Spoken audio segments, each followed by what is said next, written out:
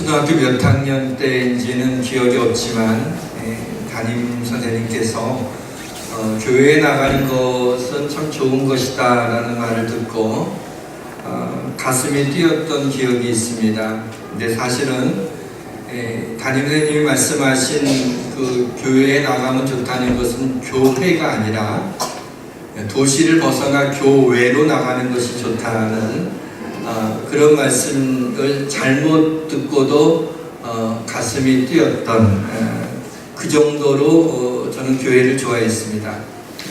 어릴 때는 교회에서 노는 것이 즐거웠고 학생 때는 교회에 나가 여학생의 얼굴을 보는 것이 그렇게 좋았습니다. 청년 때는 몇몇 청년들과 함께 청년의 부흥을 위해서 10주 동안 매주 금요일마다 철야 기도를 하게 될 때 그 뜨거웠던, 그리고 많은 청년들이 나중에 3명에서 시작했는데 30여 명이 함께 매일 밤 기도, 금요일 밤마다 완전히 철야를 하며 새벽 기도까지 기도했던 그 시간들, 청년회가 부흥되는 것을 보면서 기도할 때 하나님이 어떻게 역사하시는지를 묵도하게 되었습니다. 그렇게 교회는 저의 삶의 일부였고 또 제 영혼의 고향입니다. 지금 목사로 평생 교회를 사랑하고 섬길 수 있는 기회를 허락하신 하나님께 날마다 감사하고 있습니다. 교회를 만나게 해주시고 기도하는 어머니를 어머니로 두게 하신 그 은혜가 세월이 흘러갈수록 새록새록 감사합니다. 사랑하는 우리 성도들도 나의 사랑, 나의 기쁨, 나의 소망이신 우리 주 예수 그리스도의 몸인 교회를 사랑하고 섬김으로 모든 것이 잘 되는 그러한 은혜와 축복을 누리기를 주님의 이름으로 축원합니다. 미술에 대해서 문외한인 저는 특별히 피카소의 그림을 보게 되면 정말 이해하기가 어렵습니다. 거장이라고 하니까 그런가 보다 하고 봐서 그렇지 도무지 참 너무 난해해서 참 보기가 힘든 그러한 작품입니다. 근데 아마도 피카소 생전에도 피카소의 그림을 이해하는 분들이 많지 않았던 것 같아요. 그의 아버지는 적극적으로 지지했고, 아버지도 화가였는데 지지했다고 그러지만은 또 일부 그 화가들이 놀랍다고 찬사를 보내긴 했지만은 그렇게 유명한 사람이 아니었습니다. 근데 그 피카소가 그래도 나름대로 또 이름을 날리고 있었는데 어느 날 기차 여행을 하는데 옆에 탄 어떤 신사가 피카소를 알아봤습니다. 그리고 이렇게 물어보더래요. 당신은 왜 그림을 똑바로 그리지 않습니까? 이렇게 묻는 거예요. 그러다 피카소가 세상이 이해할 수 없을 정도로 뒤죽박죽인데 왜 그림을 똑바로 그려야 되느냐, 그렇게 말을 하면서 반문하기를 당신이 생각하는 똑바로 그린다는 것이 무엇입니까? 라고 신사에게 반문을 했습니다. 그러다 그 사람은 자기 지갑을 꺼내더니 지갑에 있는 작은 사진을 꺼내서 피카소에게 주는 거예요. 보니까 그의 아내 부인님이 틀림이 없었습니다. 피카소가 그 사진을 딱 바라보면서 있으니까 그 사진을 내밀면서 사진과 같이 똑같이 있는 그대로 그리는 것이 그게 똑바로 그리는 겁니다 라고 이제 이야기를 한 거죠. 그러자 피카소가 사진을 보면서 되게 부인의 얼굴은 굉장히 작게 생겼고 평평하게 생겼네요. 무슨 말인지 이해가 되십니까? 그 사진 그대로 똑같이 그리는 것이 똑바로 그리는 거라면 지금 사진이 요만하지 않아요. 당신 부인이 요만하냐 얼굴이? 얼굴이 평평하네. 코도 안 나오고 이제 그렇게 시니컬하게 대답을 했다고 합니다. 뭐냐면 똑바로 그린다는 것은 그 기준이 사람마다 다르다는 겁니다. 그러니까 그 화가들이 다 다른 화풍을 가지고 있잖아요. 어떤 특별한 기준을 갖기가 어렵다는 얘기죠. 교회 다니지 않는 사람들의 교회에 대한 이미지가 있을 겁니다. 교회를 생각하나 교회에 하게 되면 어떤 것들이 떠오르게 될 것입니다. 교회 다니는 사람들도 그 교회에 대한 생각이 아마 저마다 다를 것이라고 생각이 됩니다. 제가 여기서 말씀드린 이 교회는 어떤 한 교회를 지칭하고 있는 게 아니라 일반적인 교회를 이야기하고 있는 겁니다. 여러분 교회를 아십니까? 길거리에서 도를 아십니까? 라고 묻는 어떤 사람들처럼 교회를 아십니까? 라고 하는 다소 도발적인 질문을 오늘 말씀의 제목으로 삼아 보았습니다. 가만히 보게 되면 첫 딸을 낳게 될 때 아빠를 굉장히 많이 닮았더라고요. 참 신기한 게 엄마의 뱃속에서 나왔는데 분명히 어떻게 이렇게 자라나면서 아빠의 얼굴을 이렇게 똑같이 닮을 수 있느냐? 그럼 신기하지 않습니까? 그 속에서 나왔는데 옆에 있는 사람 얼굴을 닮아가고 있어. 그거는 바로 DNA 유전인자를 갖고 있기 때문에 그렇습니다. 여러분 교회에 대한 사회의 불편한 시선이 분명히 존재합니다. 그리고 이 지상의 교회가 약하고 부족하고 허물이 많은 것도 우리는 부인하기가 어렵습니다. 그러나 이 교회에는 예수 그리스도의 DNA가 있기 때문에 우리 교회는 멋지게 자라날 것이고 이 교회는 좀 더 건강해질 것이고 주님이 꿈꾸는 온전한 교회가 되리라고 확신합니다. 교회는 그리스도의 몸이기 때문에 하나님의 영광이 가득한 아름다운 교회로 하나님이 세워주실 것을 믿습니다. 우리 교회 비전 선언문이 하나님이 기뻐하시는 건강한 그리스도의 몸을 지향한다 라고 하는 것입니다. 저는 목회를 하면서 한 번도 이 꿈을 버린 적이 없습니다. 하나님이 당신의 영광을 위하여 이루실 것을 확신하기 때문입니다. 교회를 말할 때 여러분 믿는 자들의 공동체인 이 교회, 로컬 처치, 여러분 생각하는 우리 예수의 함께 아닌 이 교회만 여러분 생각하시면 안 되고 그것과 더불어서 중의적으로 또 하나를 생각하셔야 되는데 그것은 바로 하나님의 성령이 거하신 너희 몸이 하나님의 성령이 거하시는 하나님의 성전인 줄 알지 못하느냐 그랬어요. 그러니까 우리의 몸이 성전이 된다는 거죠. 오늘 여러분 말씀에도 너희는 그리스도의 몸이요 그랬어요.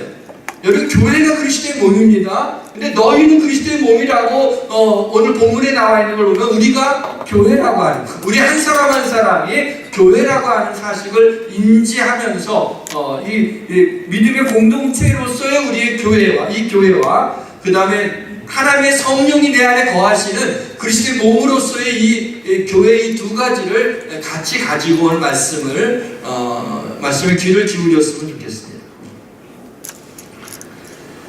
어떠한 교회, 또 어떠한 성도가 되어야 될 것인가라고 교회에 대한 생각을 해보았습니다.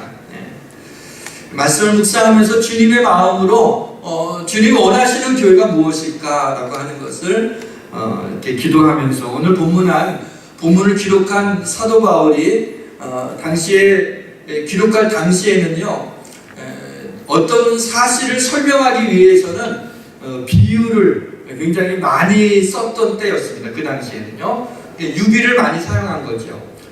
그래서 수사학이 굉장히 발달했습니다. 고대 근동에서는 이 수사 여러분 아리스토텔레스나 플라톤이나 그런 사람들이 굉장히 수사학이 발달했잖아요. 철학도 발전하고 그런 것처럼 이때 그런 비유를 많이 사용했는데 성령에 감동된 바울이 교회를 설명할 때 교회를 사람의 몸으로 비유하는 탁월함을 우리에게 보여주셔서 교회가 그리스도의 몸이라고 하는 그리고 우리는 그 몸의 지체라고 하는 그런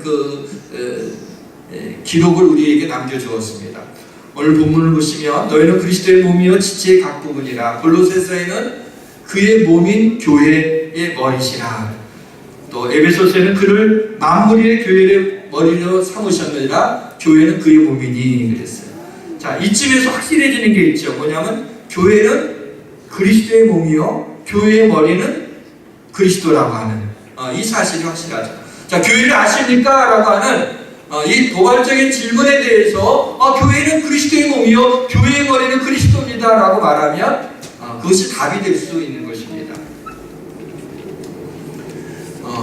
푹을 맞아서 몸이 좀 불편해지신 분들이 있습니다. 그러면 머리에서 명령을 내려도 손과 발이 그 명령을 따라 움직이지를 못합니다. 그때 이 몸이 고장이 난 거죠. 건강하지 못한 거죠. 건강한 교회는 뭐냐면 교회의 머리가 그리스도잖아요. 교회의 머리 대신 그리스도께서 생각하고 그분이 명령을 내리는 것을 그대로 실행할 수 있는 그런 교회. 그래서 그리스도의 의도대로, 그리스도의 계획대로 교회가 그 일들을 해나가는 그런 교회가 바로 건강한 교회라고 볼 수 있습니다. 데살로니가전서 1장 7절과 8절에 보시면 데살로니가 성도들 향해서 너희가 모든 믿는 자의 본이 되었다라는 말씀을 합니다. 그리고 하나님을 향하는 너희 믿음의 소문이 각지에 퍼졌다라고 하는 놀라운 칭찬을 하게 됩니다. 저는 평상시에 바울이 내가 그리스도를 본받는 것 같이 너희는 나를 본받으라라는 그 말씀을 대할 때마다 야, 대단하다 이 사람. 어떻게 나를 본받으라고 그렇게 얘기할 수 있느냐. 그래도 바울이니까 위대한 사도 바울이니까는 말할 자격이 있겠다 이렇게 생각을 했어요. 그런데 데살로니가전서를 보다가 우리 교회를 이제 교회에 대한 생각을 하면서 데살로니가전서에 보니까는 그 교회 성도들이 모든 믿는 자들의 본이 되었다는 거예요. 바울과 같이 어떤 뛰어난 하나님의 종이 아니라 그냥 성도들인데 믿는 자들의 본이 되었고 또 그들의 믿음이 그 소문이, 믿음의 소문이 각자에 널리 퍼질 정도의 믿음을 가지고 있었다는 거예요. 굉장히 좀 이렇게 깜짝 놀랐습니다, 세상. 그래서 얼른 하나님 앞에 기도했어요. 하나님, 우리 예수학교의 성도들 가운데 이렇게 믿음의 본이 되는 성도들이 많이 일어나게 해달라고 기도를 했어요. 여러분, 누가 여러분한테 새신자가 처음 이제 신앙생활 하시는 분이 아이고 저게 신앙생활을 좀 어떻게 해야 돼요? 이렇게 물어볼 때 신앙생활이요? 제가 저를 본받으면 돼요. 제가 신앙생활 하는 대로 그대로 따라하면 됩니다. 여러분 그런 성도들이 많이 일어났으면 좋겠어요. 그전에는 자신이 없었어요. 뭐 어떻게 그러나 저는 우리 성도들 가운데도 저는 몇몇 분들은 충분히 본인은 이제 겸손해서 아이고 나를 본받으면 어떡하냐고 그러겠지만은 이게 아주 참 본이 될 만한 귀한 우리 성도님들이 그래도 여러분 계신 걸로 저는 압니다. 어떻든 그렇게 얘기할 정도로 본이 되는 뿐만 아니라 우리 믿음의 소문이, 우리 예수학교 성도의 믿음의 소문이 위시티뿐만 아니라 일산에까지 널리 퍼져서 뭐 하게 되면 역시 예수학교 성도는 다르다라고 하는 그런 소문이 널리 퍼지기를 원하고 그렇게 되기를 주님의 이름으로 축원합니다. 아멘하지 못할 이유가 없는 거예요. 우리가 부족하지만 우리 주님이 도우시고 우리가 믿음으로 살며 하나님 역사할 줄 믿습니다. 그래서 이 시간은 이 데살로니가 교회를 본으로 삼아서 우리 교회를 향한 주님의 마음을 생각하며 우리 교회의 몽타주를 한번 그려보려고 합니다. 성령께서 말씀에 기름 부어 주시기를 원합니다. 이 시간 우리 교회를 우리 주님이 원하시는 정말 살아있는 생명력 있는 교회가 되기 위하여 이 교회 몽타주는 좀 정확하진 않죠. 사진처럼 흐릿하지만은 그걸 두 가지로 좀 그림을 그려보고 싶습니다. 첫째는 믿음의 역사가 있는, 믿음의 역사가 일어나는 교회가 되기를 원합니다. 예수님이 십자가에서 피 흘려 죽으시고 그 피가 나의 죄를 씻어준다고 하는 것이 복음의 핵심입니다. 이것이 믿어진다라고 하는 하나님의 신비입니다. 이걸 어떻게 믿어질 수 있을까요? 2000년 전에 유다의 한 작은 나라에서 있던 한 젊은이 뭐 센세이션을 일으켰지만은 그런 억울하게 십자가에 달려서 벌거벗긴 채로 수치를 당하고 못 박히고 가시관을 쓰고 옆에 옆구리를 창으로 찔려서 온몸에 또 채찍을 39대를 맞으면서 온몸에 피를 흘리셨던 그분, 그리고 들려오는 말에는 3일 만에 그가 살아났다는 그런 소문도 들리는 한 사람이 십자가에서 흘리신 그 피가 바로 오늘날 나의 숨어있는 모든 죄와 나의 삶의 모든 죄악들을 용서해주는, 깨끗하게 씻어주는 하나님의 능력이 된다는 것이, 그것이 믿어진다는 것이 왜 이해가 됩니까, 여러분? 여러분, 이해가 돼서 이것이 믿어집니까? 우리는 보통 어떤 일이 있을 때 누가 무슨 말하면 그 이해가 돼야지 그 말이 믿어지지, 이해가 안 되면 뭐 믿지를 못합니다. 그런데 이 복음은 이해가 되어서가 아니에요. 뭐냐면 그냥 믿어진 거예요. 믿어진 거예요. 그래서 우리 주님께서 나 같은 죄인을 위하여 십자가에서 피 흘리시다니, 나를 그렇게 사랑하시다면 감격하게 되며 코끝이 콧잔등이 시큰해지는, 어떻게 설명할 수가 있겠어요? 여러분, 예수님을 믿음으로 주로 받아들이게 될 두 가지 역사가 동시에 일어나게 돼요. 하나는 뭐냐면 성령의 역사죠. 고린도전서에 보면 성령으로 아니하고는 누구든지 예수를 주시라 할 수 없느니라. 자, 여기에서 성령이 우리 믿음의 신비를 어느 정도 설명해 줄 수 있는 거죠. 성령으로 하지 않으면 우리 예수 그리스도를 나의 주라고 하는 고백을 할 수가 없어요. 성령이 하지 않으면은. 그러니까 성령께서 그 순간에 역사하셔서 이해가 되느냐 안 되느냐의 문제가 아니라 그것이 성령님이 그것이 믿어지게끔 우리에게 은혜를 주신 거죠. 또 하나 일어나는 일은 뭐냐면은 말씀의 은혜입니다. 로마서의 믿음은 들음에서 나며 들음은 그리스도의 말씀으로 말미암느니라 그랬어요. 그럼 믿음이 어떻게 생기게 되는 겁니까? 성령의 역사를 믿어졌는데 우리의 믿음이 생기는 거는요, 억지로 생기질 않아요. 믿고 싶다고 되는 게 아니에요. 저는 한 친구를 압니다. 복음을 전했어요, 오랫동안. 근데 나중에 이 친구가요, 관심이 없는 것도 아니에요. 근데 맨 나중에 하는 얘기가 자주 그런 얘기를 했는데, 믿고 싶은데 믿어지지 않는데 어떡하냐고. 그래서 아니 나도 몰라. 속상해가지고 그런 적이 있어요.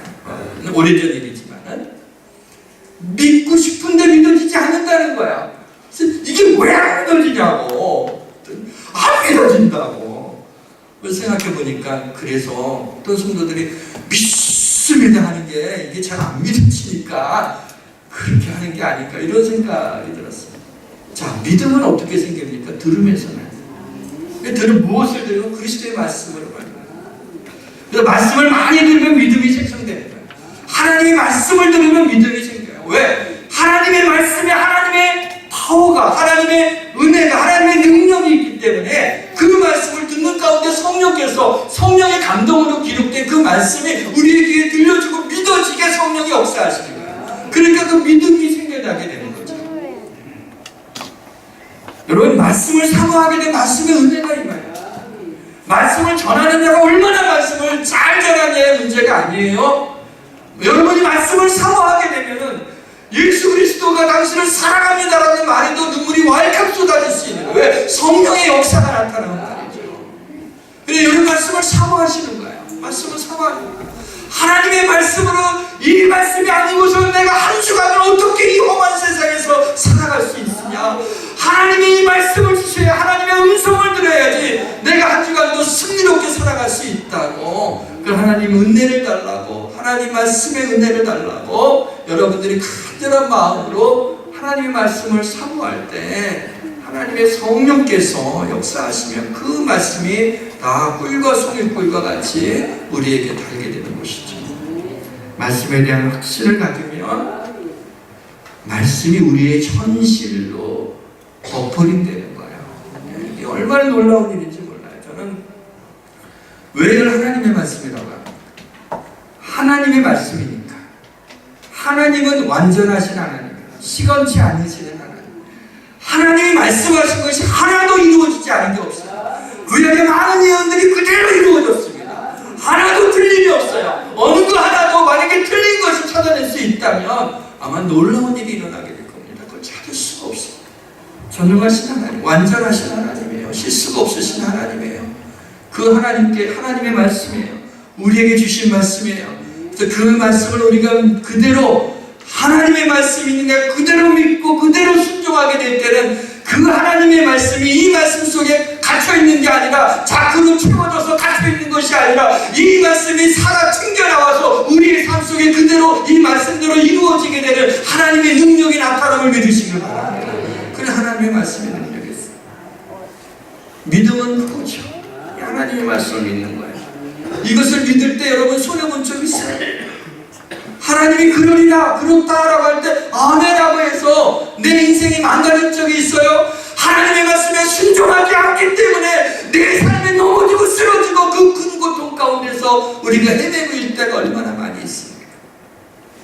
하나님의 말씀을 하나님 말씀으로 인정하고 그대로 순종하고 그럴 때 그 말씀이 내 삶에 그대로 이루어져요. 그리고 성경에 기록된 많은 축복들이 있어요. 이것을 놓치지 말아야 돼요. 그러기 위해서는 이 하나님 말씀 이것이 나에게 주시는 아이고 이 말씀은 우리 저기 박 장로님에게 주시는 말씀이고 요거는 우리 김 권사님한테 주시는 그러면 안 돼요. 나에게 주시는 말씀이죠. 그걸 빼앗기면 안 돼요. 그래서 교회에는 믿음의 역사가 일어나야 됩니다. 믿음의 역사는요 믿지 않는 사람들이 믿음을 갖게 되는 역사예요. 주님을 알지 못해 그냥 가정의 평화를 위해서 나왔어. 아니면 그냥 끌려 나왔어. 아니면 어쩌다 이렇게 나왔어. 그런데 예배하고 말씀을 듣는 가운데 하나님이 감동하시고 그래갖고 예수 그리스도를 믿어서 우리 교회에서 신앙생활 안 하다 우리 교회에서 신앙생활에서 예수 믿게 된 사람 꽤 여러분 있는 거 아시죠? 얼마나 믿음 안에 든든하게 쓰는지. 이게 뭐냐 믿음의 역사예요. 이 역사는 히스토리가 아니에요. 역사는 뭐예요? 하시는 일이에요. 나타나는 일이에요. 그 역사예요. 교회는 믿음의 역사가 일어나요. 그래서 믿지 않았던 영혼들이 그 교회를 통해서 구원을 받게 되는 그 역사가 일어나요. 또 이 겨우 믿음을 잃어버리지 않을 정도의 연약한 믿음을 갖고 있는 사람들이 성령의 능력으로 속사람이 강건해지게 되는 그런 역사가 일어나야 돼요.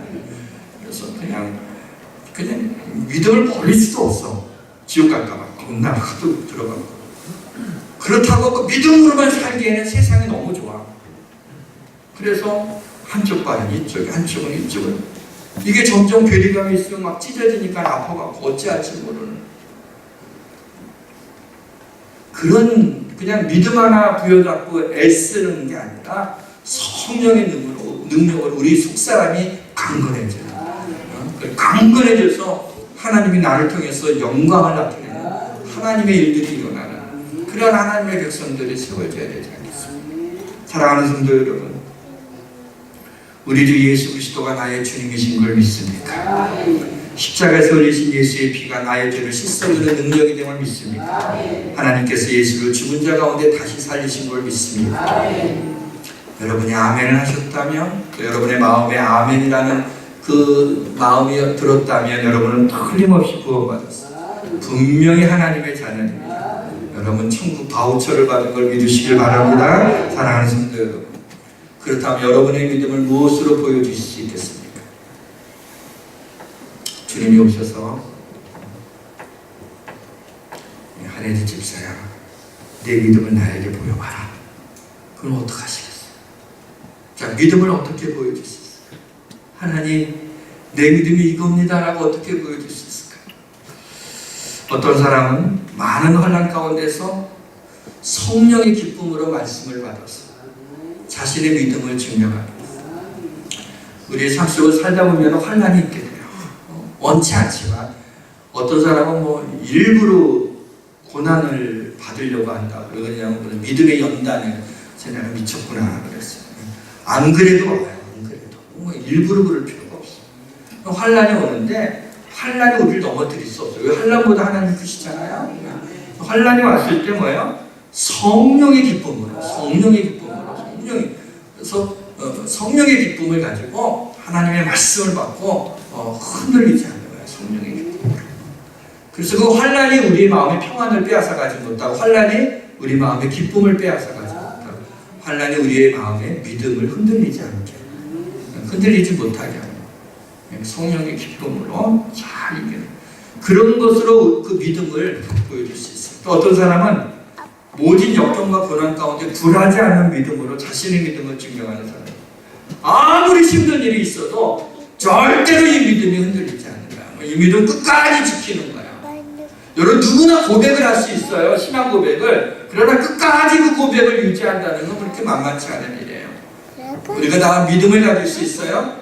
믿음을 고백할 수 있어요. 그러나 그 믿음을 끝까지 견디면서 나가는 게 쉬운 일이 아니에요. 그러나 거기에 믿음이 필요한 거예요. 하나님 나와 함께 하심을 믿습니다. 끝까지 나를 버리지 아니함을 믿습니다. 하나님이 나를 돌보시고 하나님의 은혜로 내가 어떤 자인데 하나님께서 나를 버리시지 않을 줄 믿습니다. 나갈 때 우리의 삶에 망가지는 것 같이 보이더라도 하나님이 그것을 다시 역전시켜서 온전케 하시는 하나님의 은혜가 능력이 나타나게 되는 겁니다. 또 어떤 사람은 믿음으로 구한 것은 무엇인지 받은 것으로 믿는 그 믿음으로 자신의 믿음을 증명하는 분들도 있습니다. 하나님의 말씀을 믿는 예수의 이름으로 내 이름으로 무엇을 구하든 그대로 받은 줄로 믿으라고 아멘하고 정말 믿고 하나님 앞에 구하는 거예요. 그것이 금방 응답이 안 돼도 그것으로 흔들리지 않는 거예요. 하나님이 내 기도한 대로 이루어질 줄 믿습니다 라고 끝까지 나가게 될 때 하나님이 응답하십니다. 그럴 때 그걸 통해서 살아계신 하나님을 찬양하게 되는 것이죠. 믿음으로 일어날 수 있는 역사를 다 말씀드리려면 창세기부터 요한계시록까지 다 말씀드려야 될 거예요. 사랑하는 성도 여러분, 예수의 믿음의 공동체가 우리 성도 한 사람 한 사람이 그 믿음이 생명력을 잃어버려 자기도 모르는 사이에 박제된 믿음이 아니라 그리스도가 내 마음에 살아계신 생명력을 가진 믿음으로 믿음의 역사를 일으키는 교회, 그리고 성도들 한 사람 한 사람이 되시기를 주님의 이름으로 축원합니다. 믿음의 역사가 있는 교회. 둘째로 또 하나를 말씀드리면 사랑의 수고가 있는 그런 교회가 되기를 원합니다. 야고보서에 보면 만일 사람이 믿음이 있노라 하고 행함이 없으면 무슨 일이 있으려 라고 일관하고 있습니다. 이 14장 말씀이 나온 다음에 뒤에 이런 말씀들이 나와요. 만일 형제나 자매가 헐벗고 일용할 양식이 없는데 너희 중에 누구든지 그에게 이르되 평안히 가라, 덥게 하라, 배부르게 하라 하며 그 몸에 쓸 것을 주지 않으면 무슨 일이 있으려. 이와 같이 행함이 없는 믿음은 그 자체가 죽은 것이라 그랬습니다. 뭐냐면 믿음이 있느냐, 그 믿음에 행함이 따르느냐. 그러면 행함이 있어야 그 믿음이 진짜라는 얘기가 아니에요. 진짜 믿음이라면 행함이 따른다는 얘기죠. 그 행함이 없으면 그 자체가 죽은 것이라고 얘기하고 있어요. 뭐냐면 믿음의 역사는 사랑의 수고로 나타나요. 행함이 뭐예요? 사랑의 수고예요. 그걸로 나타나야 된다는 거예요. 그래서 고린도후서 8장 9절을 만나게 되었는데 이 말씀을 그냥 지나칠 수가 없었어요. 왜냐하면 이 말씀 가운데 우리를 향하신 하나님의 사랑, 그리고 우리를 향하신, 교회를 향하신 하나님의 뜻이 있을 것 같은 마음이 들어서 이 한 구절을 갖다가 깊이 묵상하게 됐습니다. 여러분 이 구절을 한번 같이 읽어보도록 그렇게 하겠습니다. 함께 읽겠습니다. 우리 주 예수 그리스도의 은혜를 너희가 알거니와 부요하신 이로써 너희를 위하여 가난하게 되심은 그의 가난함으로 말미암아 너희를 부요하게 하려 하십니다. 아멘. 세상에서 가장 부요하신 분이 누굴까요? 그리스도죠.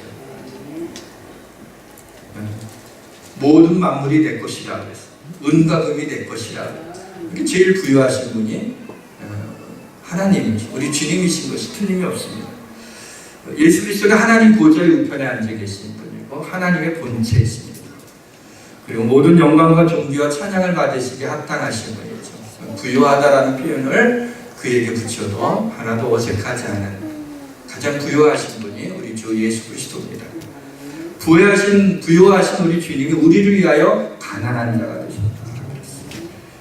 이 부유하다, 가난하다라고 하는 것을 잘 설명해 주고 있는 게 빌립보서 2장에 나와 있습니다. 그는 근본 하나님의 본체시나 하나님과 동등됨을 취할 것으로 여기지 아니하시고 오히려 자기를 비워 종의 형체를 가져 사람들과 같이 되셨고 사람의 모양으로 나타나서 자기를 낮추시고 죽기까지 복종하셨으니 곧 십자가에 죽으십니다. 왜 우리를 위하여 가난한 자가 되셨습니까? 우리를 부욕케 하기 위해서. 우리를 부욕케 한다는 말이 뭘까요? 이 말의 뜻은 우리를 구원해 주신 은혜를 얘기하는 거예요. 부욕케 한다는 건 우리를 구원해 주신다.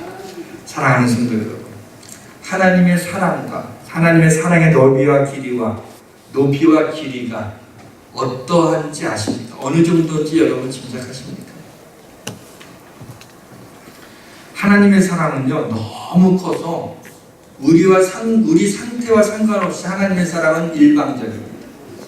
하나님의 사랑은 변함이 없어요. 하나님의 사랑은 영원히 우리를 떠나지 않는 사랑입니다. 끝까지 사랑하는 사랑. 우리는 가끔 그럴 때가 있어요. 내가 이렇게 믿음으로 살지 못했어. 어떻게 하다가 또 죄를 또 짓게 됐어. 하나님 보시기에 바람직하지 못해. 그러면은 하나님이 나 좀 덜 사랑하는 거 아니에요? 하나님 나 싫어하면 어떡하지? 그래. 여러분 그 정도가 아니에요. 우리 상태, 우리 하나님의 자녀로 삼아주셨으면 우리 상태와 상관없이 하나님이 그냥 일방적으로 사랑하셔요. 왜 그렇게 날 사랑하는지 아세요? 나를 구원하시기 위하여 값을 치르셨기 때문에 그래요. 그의 아들을 십자가에 못 박혀 피 흘려 죽기까지 하심으로 나를 구원해 주셨어요. 여러분은 아무렇지도 않지만 생각을 해보세요. 당신의 아들, 당신이에요. 어떤 분이 그러더라고요. 그 아들을 얼마나 사랑하세요? 했더니 나요, 나. 내가 나를 사랑하는 만큼 내가 사랑해. 나보다 더 귀해요. 그래요. 하나님의 아들 예수 그리스도, 하나님에게 있는 그 부분의 독생하신 하나님이에요. 그런데 그분이 벌거벗김을 당하고 조롱을 받고 수치당하고 고난당하고 피 흘리시고 죽으셨어요. 왜요? 그가 그것을 가난하게 됐다라는 표현으로 쓰는 거예요. 우리를 부유케 하시고 우리를 구원하시기 위하여 그가 가난하게 되셨어요. 그가 십자가에 죽으신 거예요. 그 값을 치렀어요. 피값을 주고 나를 사셨기 때문에 날 포기할 수 없어요. 우리가 얼마짜리인데 포기할 수가 없는 거예요. 포기할 수가 없어요. 사랑하는 성도 여러분, 십자가에서 흘리신 주님의 뜨거운 피가 오늘도 식지 않고 우리의 혈관에 우리의 마음에 흐르기를 주의 이름으로 축원합니다. 그 많은 사람들 가운데 Why me? 왜 나에게? 그 많은 사람 가운데 어떻게 하나님이 나를 불러주셨냐고요. 그건 알 수가 없어요. 분명한 것은 가난하게 되신 예수님 때문에, 다시 말씀드리면 사람의 모양으로 나타나서 자기를 낮추시고 죽기까지 복종하여 십자가에 죽으심으로 자기를 낮추시고 가난하게 되신 그분으로 인하여 우리가 구원받은 부요함을 누리게 됐어요. 우리를 위해 가난하게 되셨다는 표현을 생각했어요.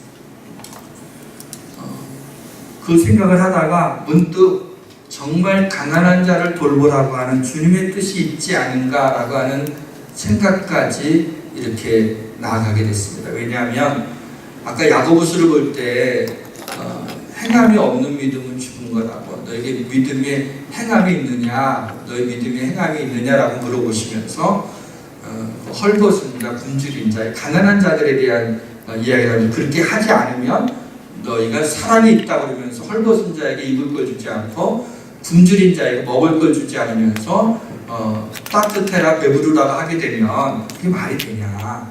그런 것처럼 너희가 믿음이 있으면 그 믿음대로 행하느냐라고 우리에게 도전하고 있어요. 거기서도 가난한 자들이 나오는데, 오늘 주님이 이 부유하신 자가 가난하게 됐을 때 이 가난은 우리가 생각하는 이 가난은 아니지만 문득 이것이 그럴 수도 있겠다. 우리 교회를 향해서, 우리 성도들을 향해서 그럴 수도 있겠다라는 생각이 들었습니다. 가난한 자는 그런 면에서 이 사회의 불쌍한 자들이 아니라 하나님이 서로 그들을 돌보고 또 사랑과 긍휼을 연습하게 하려고 우리 곁에 가난한 자, 눈물을 흘리는 자, 아픈 자를 두신 것이 아닌가라는 생각에 미치면서 가진 자들이 갖지 못한 자들에 대하여 상대적으로 우월감을 가질 이유가 없다라는 생각이 들었습니다. 오히려 가난한 자, 못난 자, 낮은 것에 마음을 기울여야 됩니다. 부족한 자들, 결핍한 자들에게 사랑의 수고를 아끼지 말라는, 사랑의 수고를 할 수 있는 대상이 있다는 거 감사하지 않나요? 여러분 자녀들을 다 키워보셨나요? 얼마나 많은 수고가 따르게 됩니다. 그렇죠? 여러 가지 많은 수고들이 따르게 돼요. 그런데 그래서 이름이 없어졌으면 좋겠어요? 그렇진 않죠. 그래서 사랑할 수 있는, 사랑을 베풀 수 있는 대상이 있다는 게 감사한 거죠.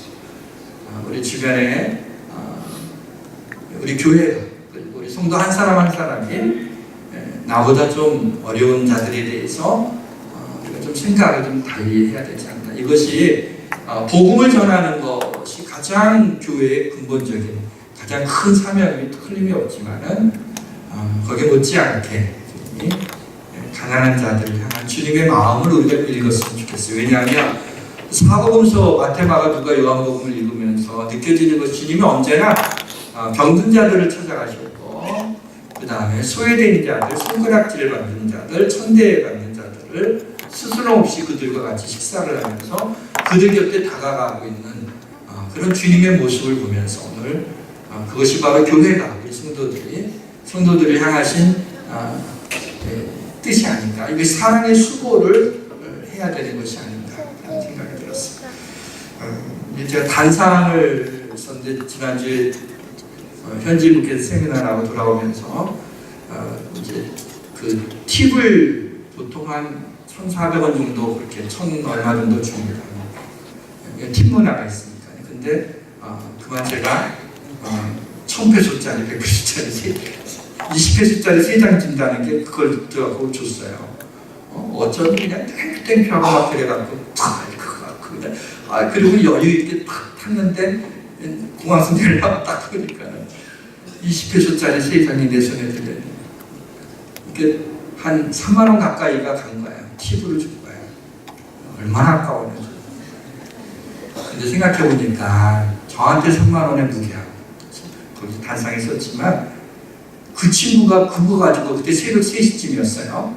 그거 마치고 집에 새벽에 들어가게 되면 자기 아내한테 어느 정신 나간 놈이 팁을 3만 원 줬다고 하면서 얼마나 기뻐할까요? 그렇죠? 그때 그 즐거움과 행지가 하면서 그 어려운 게 한 달에 30만 원도 채 못 받는 그 기사가 3만 원을 팁으로 받았으니 얼마나 좋은 일이겠습니까? 제가 나의 실수를 통해서도 하나님이 은혜를 베푸시는구나. 그래서 좋아할 걸 생각하니까 제 마음이 좀 이렇게 아까운 마음이 들지 않고 좋은 마음이 들더라고요.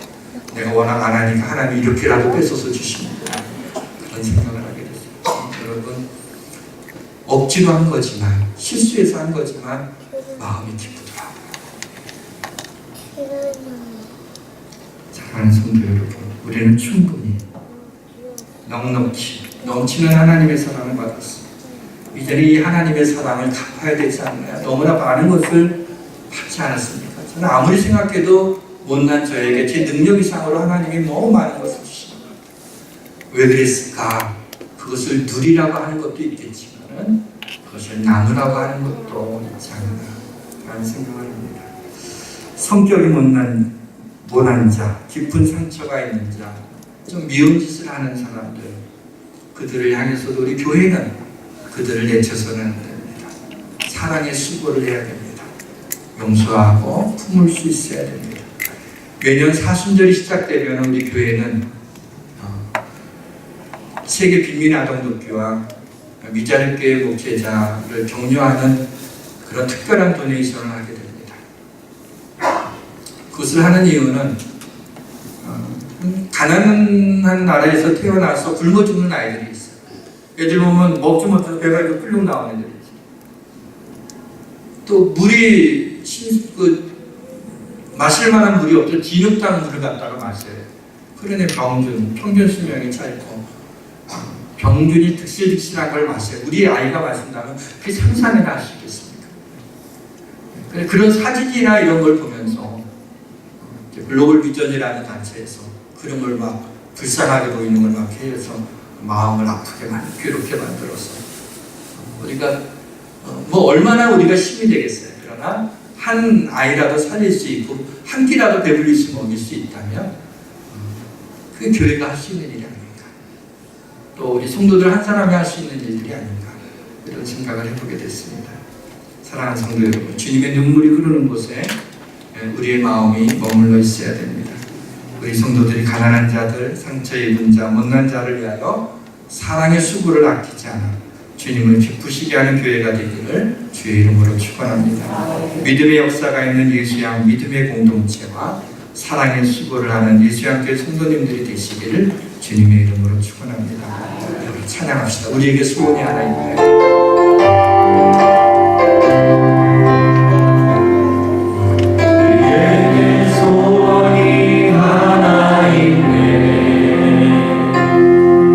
주님 다시 오실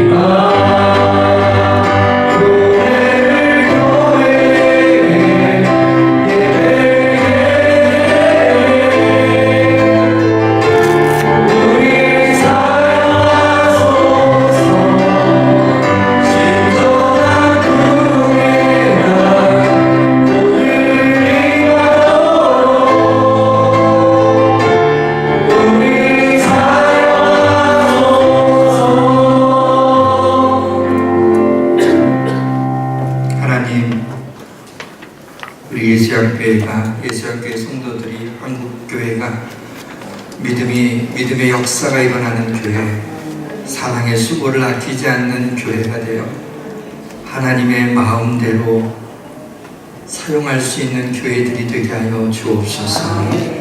하나님의 뜻을 이루며 이 땅의 많은 영혼들을 구원하는 방주가 되며 많은 소외되고 가난한 자들에게 주님의 사랑을 구체적으로 전할 수 있는 하나님 너무 뻔뻔스럽지 않은 그리스도인들이 되게 하여 주옵소서.